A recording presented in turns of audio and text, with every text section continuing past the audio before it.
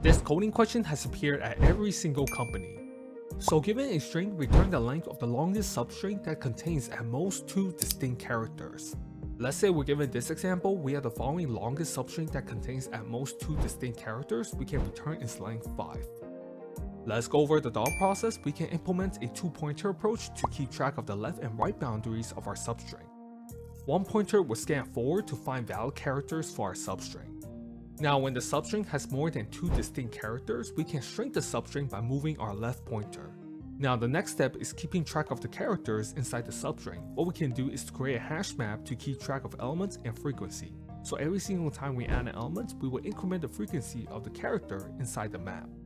When the size of the map is greater than 2, we can shrink the substring and also decrement the frequency of the character. When the frequency is equal to 0, we can remove it from the map. Let's implement a function which takes in the input string, create a map to keep track of elements and frequency, create a left pointer and the maximum length. Iterate through the indices, retrieve the current character, increment the frequency of the character. While the size of the map is greater than 2, retrieve the left character, decrement the frequency.